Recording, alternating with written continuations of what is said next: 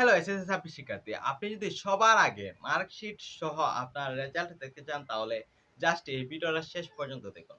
এবং ভিডিওর শেষে আমি আপনাকে দেখিয়ে দেব আপনি কিভাবে আপনার স্কুলের সবার রেজাল্ট একসাথে দেখবেন। আপনি যদি ব্রাউজার থেকে আপনার রেজাল্ট দেখতে চান তাহলে আপনি দেখবেন যে প্রত্যেকটা সার্ভার ডাউন হয়েছে। তাই আপনি ১ম এ চলে যান প্লে স্টোরে। প্লে স্টোরে গিয়ে আপনি সার্চ করুন এসএসসি রেজাল্ট ২০২৬ লিখে। তারপর জাস্ট এই লাল কালারের অ্যাপসটা ডাউনলোড করে নেবেন। যারা ভিডিওটা আজকে দেখতেছেন আপনারা আজকেই ডাউনলোড করে নেবেন। তারপর ওপেনে ক্লিক করবেন। ওপেনে ক্লিক করার পর এখানে দেখবেন এসএসসি রেজাল্ট, এখানে ক্লিক করবেন। এখানে ক্লিক করার পর আবার দেখবেন রেজাল্ট দেখুন, এখানে ক্লিক করবেন। এখানে ক্লিক করার পর এখানে দেখবেন বোর্ড নির্বাচন করুন, এখানে ক্লিক করবেন। যেহেতু প্রত্যেকটা বোর্ড আলাদা আলাদা করে রেজাল্ট পাবলিক করবে তাদের নিজস্ব ওয়েবসাইটে, সেহেতু আপনারা যদি বোর্ডের ওয়েবসাইট থেকে আপনার রেজাল্ট দেখেন তাহলে আপনি খুব সহজেই দেখতে পারবেন। যদি আপনার এডুকেশন বোর্ডের ওয়েবসাইটে যান যে রেজাল্ট দেখার জন্য, দেখবে যে সার্ভারটা ডাউন হয়ে আছে, আপনারা বিভিন্ন সমস্যায় পড়বেন। তাই আপনি আপনার বোর্ডের ওয়েবসাইট থেকে রেজাল্ট দেখলে আপনি খুব সহজে দেখতে পারবেন। আপনি যে বোর্ডের শিক্ষার্থী সেই বোর্ডটা সিলেক্ট করবেন।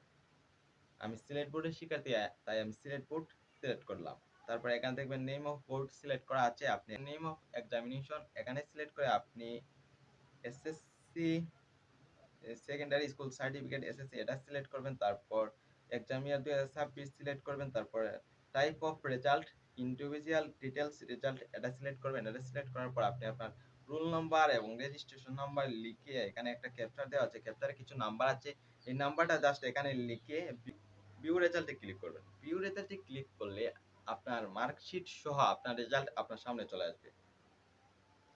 এবং আপনি যদি আপনার স্কুলের সবার রেজাল্ট একসাথে দেখতে চান তাহলে আপনি আপনার স্কুলের EIIN নাম্বারটা জানতে হবে। আপনি আপনার স্কুলের ওয়েবসাইটে গেলেই আপনার স্কুলের EIIN নাম্বার পেয়ে যাবেন। এখান থেকে ব্যাক নিলে দেখতে পারেন স্কুল ভিত্তিক ফলাফল, এখানে ক্লিক করবেন।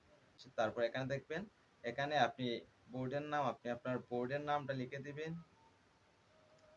তারপর আপনার পরীক্ষার নাম এসএসসি দাখিল ও সমমান, প্রতিষ্ঠানের এখানে ফলাফলের ধরন থাকবে প্রতিষ্ঠানের ফলাফল।